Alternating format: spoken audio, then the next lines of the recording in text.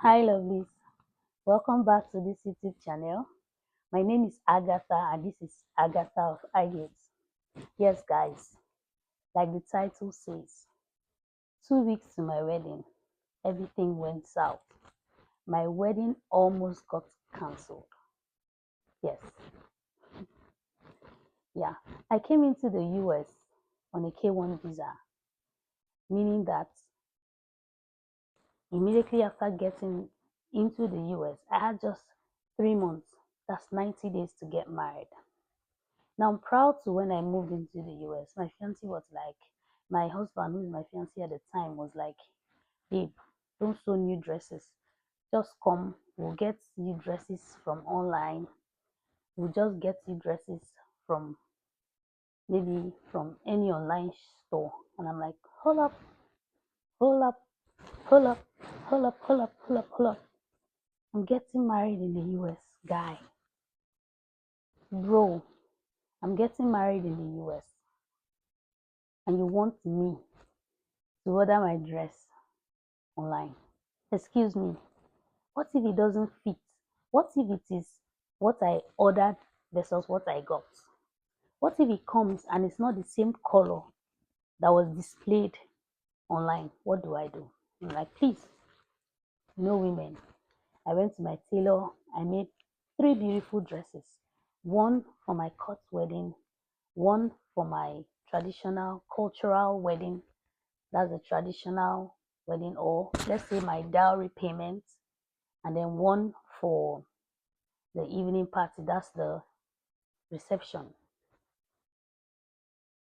I moved into the US, packed my bags, moved into the US. I was so happy. I was going to begin a new life, getting married to the love of my life. Now, when I came into the US, he told me, babe, you need to start working out, because if you don't work out and you just eat like that and stay at home, mind you, when you come into the US, everything is on process. And again, I'm on K1 visa. I have to get married before I start processing anything as to working or anything.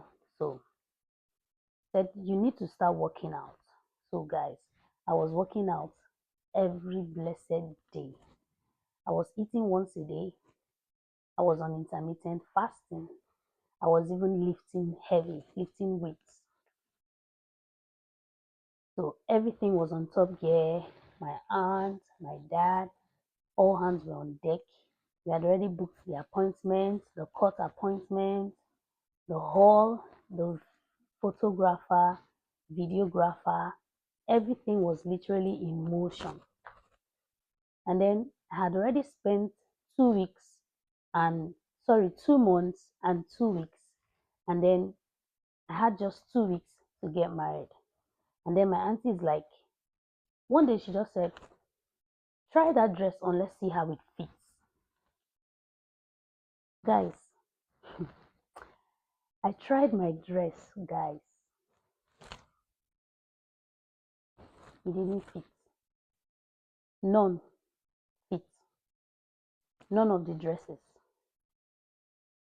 And guys, you needed to see my dress. Beautiful. They still are beautiful, right? My tailor did a very beautiful job. Neat finishing, neat everything. But my dress didn't fit. I went into a panic attack. I became anxious. I just had 2 weeks to my wedding, and my visa is going to be expiring soon. What do I do? I started to think. I called my tailor and I explained to her the situation of things, and she was like, that's not a problem. I'll just make a new dress for you and send it. And then when I checked the delivery fee, guys, money for DHL is even more than the dress, the money for the sewing of the dress and everything. I'm like, it's not going to work. And then my husband swung into action. Shout out to my husband. He started going online, checking dresses. He'll check dresses, he will send them to me. If he checks and shows me, and I'm like, I don't want this one. Women and our taste. You say, oh babe, I found another one. This one is so beautiful. He'll send it to me. And I'm like, I don't like it. At some point, he became tired. He even caused a rift between us. And he's like, I don't know what to do for you. I don't know what to do for you again. I've tried my best. And I'm like, don't worry. At that point, when I had run out of all my options, all my mental options, and then the Holy Spirit said, why don't you pray? Why are you anxious? And then that scripture clicked. Be anxious for nothing, but in everything by prayer and supplication, make your request known to God. I'm like, what have I been thinking? Why have I not prayed all along? And then I prayed, even in the midst of the worry, in the midst of the anxiety. It had dropped, but I was still anxious a little bit. So I just decided, let me pray. And then at that point, I went to God as a father, not as king or Lord. I went to him as a father. It was just a simple prayer, but from my heart. And I'm like, Father, you know it is your daughter's wedding we're talking about here. You know you want your daughter to have the best of wedding. You want her to look good on her wedding day. You want her to be happy on her wedding day. I told him the situation of things. I explained. I was talking to him as though I was talking to my father, my earthly father. I explained to him how I was working out, but I still somehow added weight. I don't know. I'm still trying to find out the what's it called now? The mystery behind that, or the chemistry behind that. And then after praying, saying that short prayer, I just found some peace in my heart. Even though I was still anxious and a little worried, but I had peace. It was I was anxious not as compared to when the whole situation unfolded, right? And then my auntie saw that I wasn't really I had peace here, but sometimes when it dawns on me and I'm like, oh my God. When I just think about it, I'm like, oh my God. And then she saw that I was in between emotions. She went to work some certain day. I just had a week, and I think I just had a week and some days. She went to work a certain day, and she was just talking to somebody, and the person referred her to a lady that sews. Now, when this lady gave us an appointment and we met her, she was so warm, she was so welcoming. And then she said to us, guys, she said that now what happens is when this lady gets a call that somebody wants to sew a dress, or when you call this lady that you want to come and sew a dress, she doesn't just give you an appointment and tell you to come. She will go and pray first. That's how she operates. She will go and pray. Then when she gets a go ahead, she will give you an appointment to come.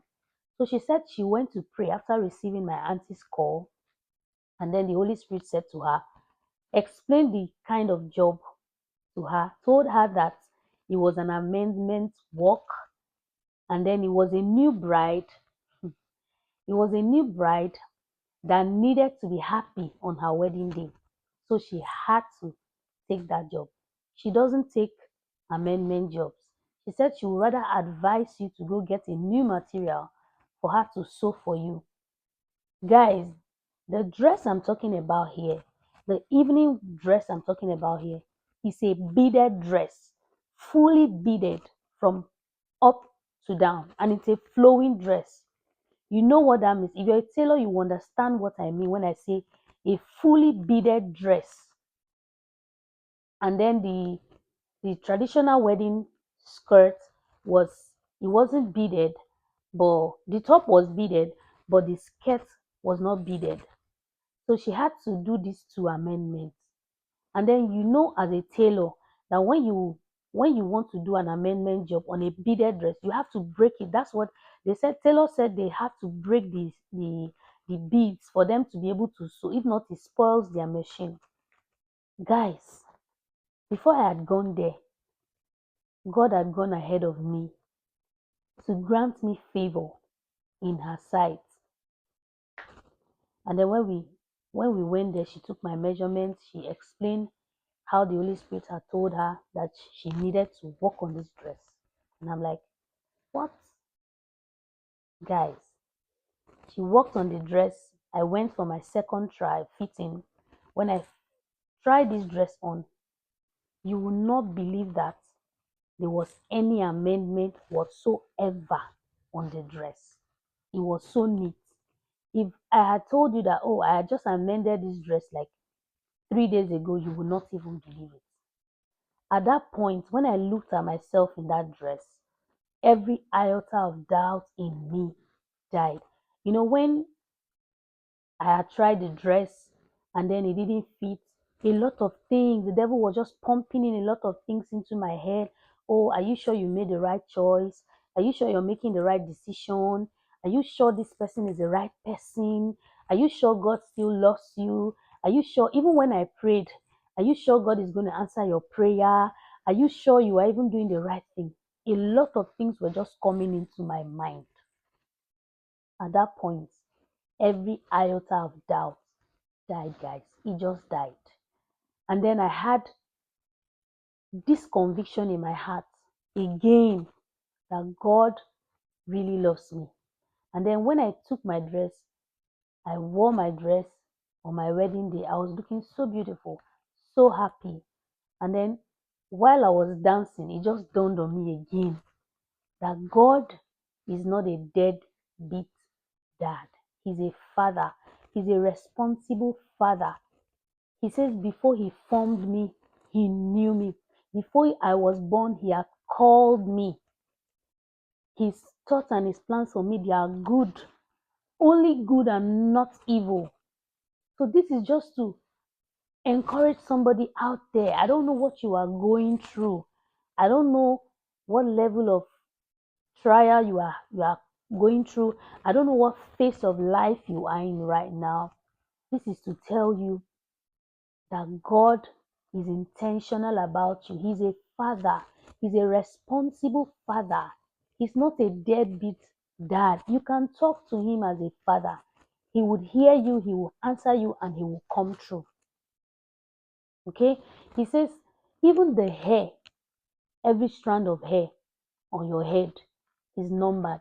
How intentional can he be that he will number every strand of hair on your head? So forget about whatever thing you have to go through right now, whatever thing you're going through right now, or whatever lie the devil is telling you in your head that God does not love you, or you are paying for some kind of sin, or you are paying for. That's a lie. That's a lie, okay? If there is one thing you would take out of this video is God is a responsible father. He's not a deadbeat dad, okay? All right, guys. Thank you so much for watching. Please subscribe to our channel. Like our video.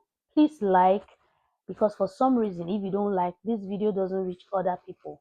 So please like so YouTube can push it out to other people so somebody can get encouraged by this video. Comment, turn on the bell so you'll be the first to know each time we upload a new content. Thank you so much for watching. See you in our next video. Bye.